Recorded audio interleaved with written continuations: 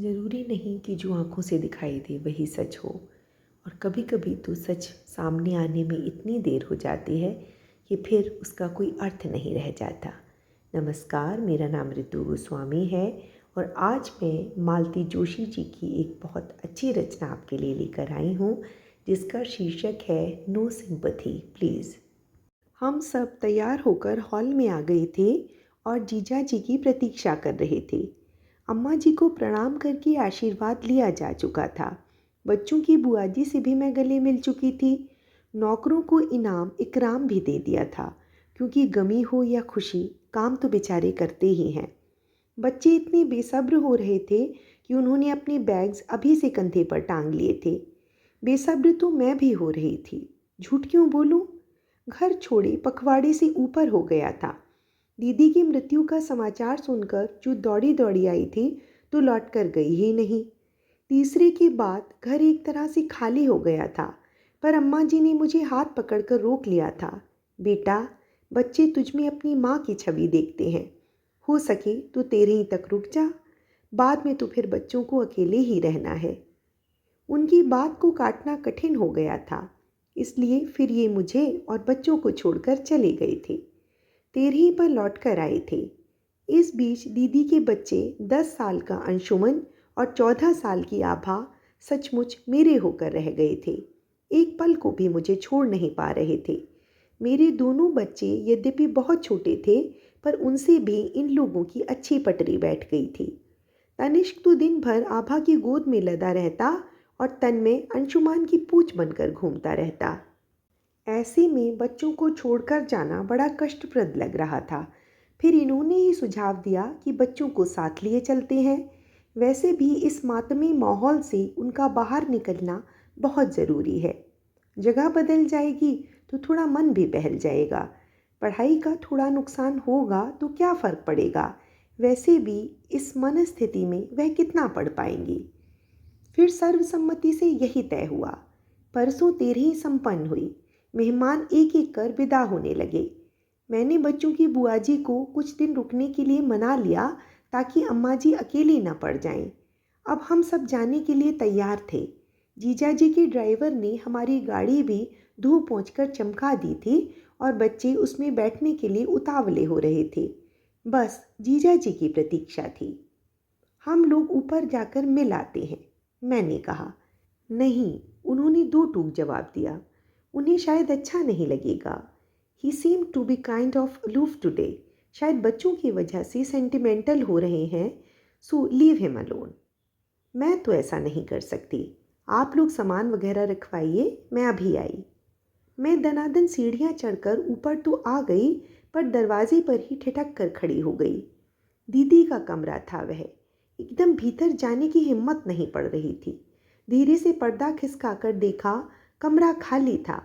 थोड़ा आगे बढ़ गई तो पता चला जीजाजी कमरे से लगी बालकनी में आराम कुर्सी पर लेटे हैं। जीजाजी, हम लोग निकल रहे हैं, मैंने प्रणाम करते हुए कहा। अच्छा, हैप्पी जर्नी, अच्छे से जाना, पहुंचकर फ़ोन करना। बच्चों को साथ ले जा रही हूँ। पता है, मुझे मालूम है बच्चों के बिना घर एकदम सूना हो जाएगा, पर इस समय उनके लिए वातावरण बदलना बहुत ज़रूरी है। Yes, I know they need a change badly. वैसे तो इस समय आपके लिए भी वातावरण बदलना बहुत ज़रूरी है। मैं तो इस समय अम्मा को अकेले छोड़ने की कल्पना भी नहीं कर सकता। वो एकदम टूट गई हैं। नेचुरली, वह शौक ही इतना ज़बरदस्त था, खासकर उनकी उम्र के लिए। बार बार कह रही थी जाना तो मुझे चाहिए था, वो चली गई। इसमें अपनी चॉइस कहाँ चलती है। जो ऊपर वाला तय करता है वही होता है। और देखिए ना, एक व्यक्ति के जाने से ही सब कुछ कैसे उलट पुलट हो जाता है। ऐसे अधबीच में जब हम सफ़र छोड़ जाता है तो एक शून्य सा भर जाता है, बाहर भी भीतर भी।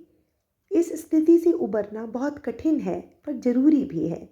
खासकर बच्चों के लिहाज से आपको इस अवसाद से बाहर आना ही होगा। अब आपको उनकी माँ की भी भूमिका निभानी है।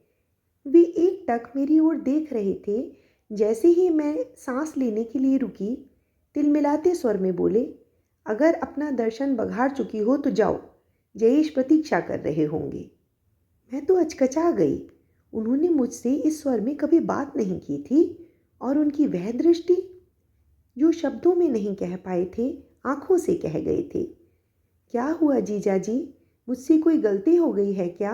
अगर ऐसा है तो आई एम सॉरी। सॉरी कहने मात्र से ही सब कुछ ठीक हो जाता है क्या? सॉरी तो तुमने उस दिन भी कहा था। किस दिन की बात कर रहे हैं?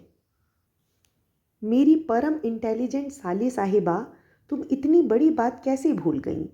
मेरी शादी के ठीक 5 दिन पहले तुम अपनी दीदी का वह महान संदेश लेकर आई थीं, और संदेश देने से पहले भी तुमने सॉरी बोला था। वह बहुत पुरानी बात हो गई जीजा जी। पुरानी होने से कोई बात झूठ थोड़े ही हो जाती है। घर में शादी की तैयारियां चल रही थीं, मेहमान आना शुरू हो गए थे, छोटी छोटी रस्में भी हो रही थीं। ऐसे में भाभी दुल्हन का संदेश आता है कि प्लीज़ शादी के लिए मना कर दीजिए, मेरा मन कहीं और है। कितनी रोमांटिक सिचुएशन है ना? आपको अब तक सब याद है? ये क्या भूलने वाली बात है? और तुम्हारी दीदी ने भूलने की मोहलत ही कब दी? अपने माँ बाप के सामने मुंह खोलने की हिम्मत नहीं थी तो मुझसे कहा जा रहा था कि शादी के लिए मना कर दीजिए। मेरे माँ बाप क्या किराए के थे? उनके प्रति मेरी कोई जवाबदेही नहीं थी? मना करने का क्या कारण बताता मैं, और उस पर कौन विश्वास करता?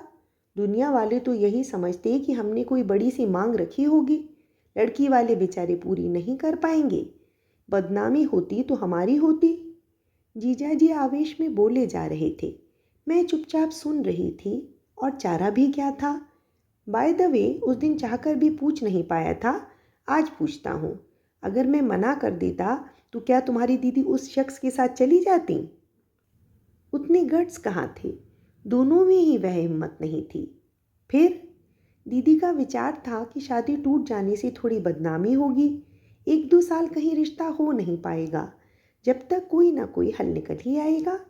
वाह, क्या प्लानिंग है! दाद देनी पड़ेगी। तो अच्छा ही हुआ जो मैंने वह प्रार्थना स्वीकार नहीं की। कोई मतलब नहीं था। दयावश में शादी से इनकार करने के मूड में आ गया था, पर मेरे अवचेतन में बैठा मेरा पौरुषे दम्भ फन फैलाकर खड़ा हो गया। मुझ जैसे कुलीन संपन्न सुदर्शन युवक को कोई कन्या अस्वीकार कर दे, यह बात मुझसे सहन नहीं हुई। मुझे लगा यह मेरा घोर अपमान है। तब क्या पता था, इससे बड़ा अपमान भविष्य में मेरी प्रतीक्षा कर रहा है। मतलब तुम्हारी दीदी ने शादी की पहली रात को ही ऐलान कर दिया कि आपका सिर्फ मेरे तन पर अधिकार है, मन से मैं कभी आपको स्वीकार नहीं कर सकूंगी। क्या कह रहे हैं? सच कह रहा हूँ। मृत व्यक्ति के विषय में झूठ नहीं बोलूँगा मैं, इतना नीच नहीं हूँ। पूछना चाह रही थी कि फिर कैसे, क्या हुआ, पर ऐसी अंतरंग बात पूछने का साहस नहीं हुआ। जीजाजी ने ही मेरी समस्या हल कर दी। बोले, मैंने सोचा तन तो तन ही सही, कुछ तो अपना है, मन को लेकर करना भी क्या है। फिर मन से योजन दूर रहकर हम देह धर्म निभाते रहे। मतलब वो धर्म निभाती रही, मैं अधिकार जताता रहा। 15 साल आराम से निकल गई। बनी रहती तो और 15 साल भी गुजर जाते। और वे एक कसैली सी हंसी हंस दिए। कुछ देर को मैं सन्न रह गई। आई एम सॉरी जीजा जी। सॉरी किस लिए भाई? मुझे बड़ा दुख हो रहा है। वही तो पूछ रहा हूँ, दुख किस लिए, क्यों? हाँ, अगर मेरे बच्चों के लिए दुख हो रहा है तो वह जायज़ है। बेचारों ने बहुत छोटी उम्र में अपनी माँ खो दी है। अम्मा के लिए दुख कर सकती हो, उनकी लाडली बहू उनका बुढ़ापा खराब कर गई है, लेकिन मेरे लिए दुख करने की कोई ज़रूरत नहीं है। मैंने कुछ भी खोया नहीं है। जो कभी पाया ही नहीं था, उसके खोने का दुख क्यों होगा? सुनो सिंपैथी प्लीज़। उनके स्वर में एक आदेशात्मक संदेश था, इस चर्चा को विराम देने का। वैसे भी अब कहने सुनने के लिए कुछ शेष नहीं था। मैं चुपचाप सीढ़ियाँ उतरने लगी। जीजाजी का वह कठोर स्वर कानों में गूंजता रहा, नो सिंपैथी प्लीज़। और एक हमारी दीदी थी जो जिंदगी भर सहानुभूति बटोरती रहीं। जब भी मायके आती, यह जताना कभी नहीं भूलती कि उनके साथ कितना अन्याय हुआ है। माँ पापा को उन्होंने कभी अपराध बोध से मुक्त नहीं होने दिया। हमेशा कहती, इनकी खानदान की मर्यादा के लिए मैं शहीद हो गई। तुम नहीं, शहीद तो यह भला आदमी हुआ है दीदी। तुम्हारे असफल प्रेम की वेदी पर उसकी बलि दे दी गई। जिंदगी भर यह व्यक्ति अपनी अनकिए अपराध की सजा भुगतता रहा, उपेक्षा झेलता रहा। पर मजाल है किसी को हवा भी लगने दी हो। न वाणी से न व्यवहार से कभी किसी को एहसास भी नहीं होने दिया कि उनके दाम्पत्य में कितनी बड़ी दरार है। आज भी अगर मैं अपनी बेवकूफ़ी भरी फिलॉसफी ना झाड़ती तो वे अपने मन की गांठें कभी नहीं खोलते। मैं आपकी अपराधिनी हूँ जीजा जी, क्षमा कीजिएगा। आपकी वह गर्जना अब भी कानों में गूंज रही है। No sympathy please. मेरी औकात है जो मैं आपको सिंपैथी दूँ? हाँ, मुझे अपनी दीदी से ज़रूर सहानुभूति हो रही है। जिंदगी भर पता नहीं किस मृगजल के पीछे हलकान होती रहीं और घर में रखा अमृत घट अनछुआ ही रह गया।